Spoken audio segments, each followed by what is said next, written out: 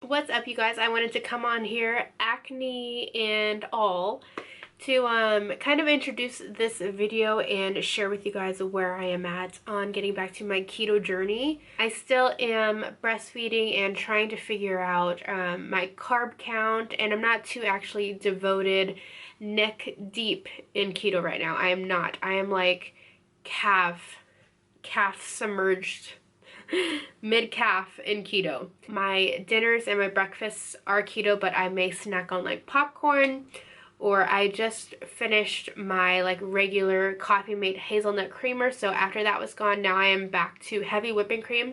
So I am slowly making the transition to be 100% keto, but I am just on the journey to get there. Also, I had my 6-week postpartum check like 2 weeks ago with the doctor, and everything is good. So I am ready to get back to working out, but I just, I need to make it a priority. And that's the whole thing with keto, is that I'm struggling to make it a priority and to just buckle down and do it again. I weighed myself a couple of days ago and I am at 196. So I have gained 20 pounds since where I was at last June. Still making my way down, and my focus, like my goal weight would be probably like, my ideal weight would probably be like 155. And I would just be so happy, so confident, or I think I would would just be so feeling myself at 155, I'm really getting motivated again. I actually have 2 books I'm going to show you guys. You guys see how low-key this is? Like, everything's a mess. This is this. But the Keto Diet book by Leanne Vogel. Sorry if I'm shaking you. This book got me started. If you are new to keto, you need this book. If you need a refresher, if you just need to really buckle down on your knowledge about keto, it is this book. I do not use any of the recipe plans because who has time for that? But just the beginning in here, she just really talks down like blood testing, breath testing, urine testing. It's talking about like keto flu and what to expect and how to add more fat. Everything like that is in this. So this guy was like my Bible when I first started, so I really want to start reading him again. And then the second one that I picked up May last year that I only got to the beginning was this one by Maria Emmerich and her husband Craig. It's called Keto, the Complete Guide to Success on the Keto Diet. Now this I think is a lot more easily understood once you get past the basics of this guy. This is more science-based. This is more everyday, hey girl, what's up, how you doing based. So if you really want to dive deep into the nitty-gritty science nutrition base, this is the book for you.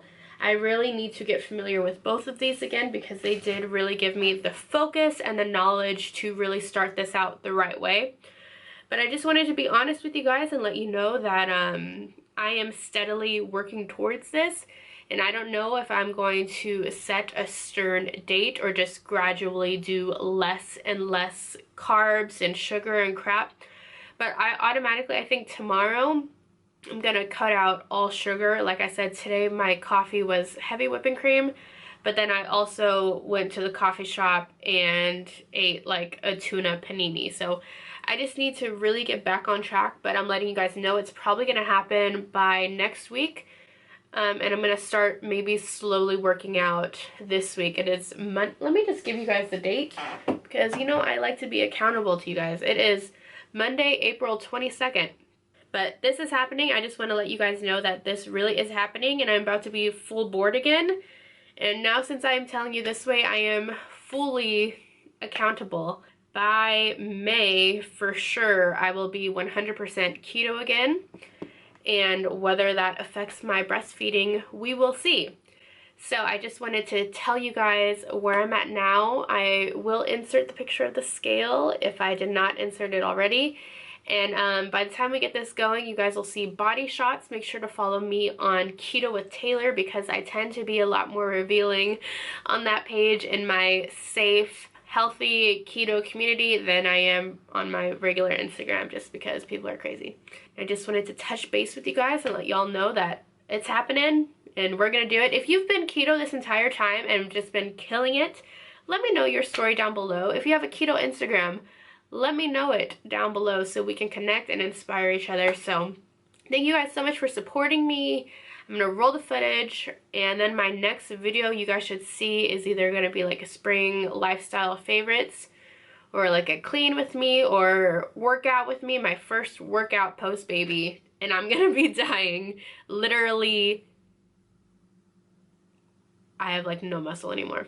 So let's get started. Thank you guys for watching, and let's get into some yummy food.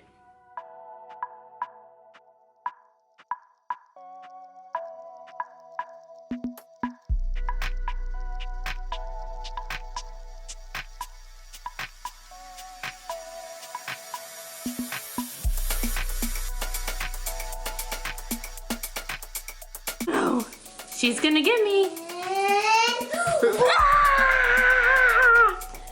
no! Oh, I'm gonna get you. I'm gonna get you. I'm gonna get you. No! Ah. Do not come back to the kitchen.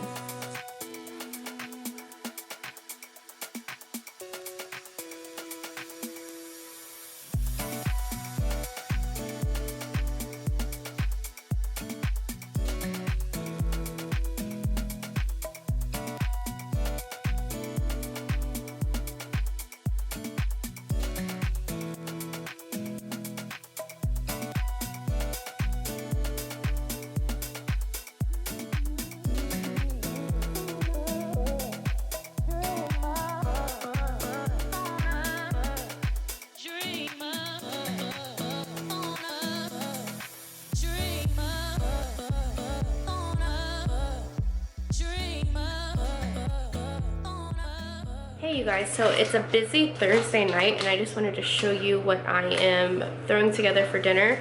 Lots of our meals are very super simple, and basically I just cleaned out the fridge and what we have in the freezer, and we're gonna have dinner. So I just chopped up some Brussels sprouts. You guys have seen me do this 100 times. So we also have some asparagus, so I'm just going to use olive oil and salt and pepper for both of these. And then in the freezer we have the Hillshire Farm cheddar wurst. These have 2 carbs per link. And then these are basically the best hot dogs of all time. They have such a great flavor. So these are the Angus beef Oscar Mayers. And they have 15 grams of total fat, which is excellent. And then they have less than 1 gram of carbs per hot dog. And then the whole family likes these, so it's really easy. And then these, they have 21 grams of fat. So these are a great choice. And yeah, we just freeze them and defrost them, and they're perfect for midweek meals. And then I would just pair all this with an avocado or some salad, and you're set. And then the Brussels sprouts and the asparagus and the meat go really good if you're gonna take it for lunch the next day or something like that.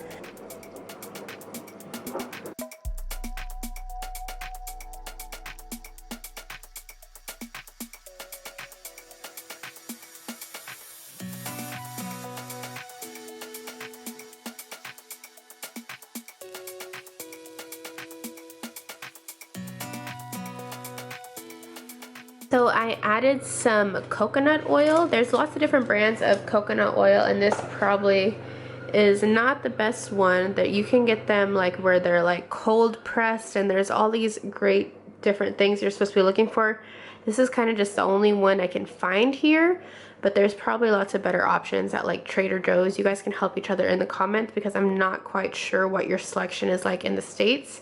But yeah, so I just put it on there. I'm gonna put on some sea salt and pepper, and then pop these in the oven until they are brown. A lot of people have been asking me like how long I cook them or for what temperature, and basically I just keep an eye on them. I like my Brussels sprouts pretty toasty, like a s'mores, like a marshmallow. I like it to catch on fire and then to blow it out because I like the crispiness. But You know, you'll just have to experiment and see how you like your Brussels sprouts, because I do like mine pretty brown. But I do have a fan oven, and this is in Celsius, so that's another reason it's kind of weird for me to tell you guys. I'm cooking them at 200 degrees Celsius, which is around 350, I believe, and I just do 15 minutes, and then I toss them and flip them all over, and then do another 15 minutes. Like I said, just keep an eye on them. Can't go wrong. Here's everyone's dinner for tonight. And this is CJ. He's having 1 butter with cheddar, 2 hot dogs, asparagus, and Brussels. I'm having 1 butter with cheddar, 1 hot dog. Same. And Mariah is having 2 hot dogs, some asparagus, and Brussels. Oh, I need to cut up an avocado.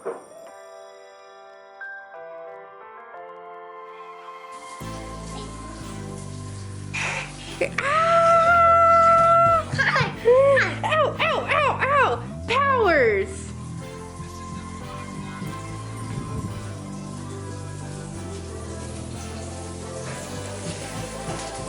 Powers!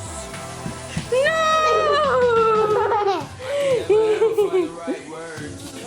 Aren't you gonna show me your powers? Oh, you're gonna get me?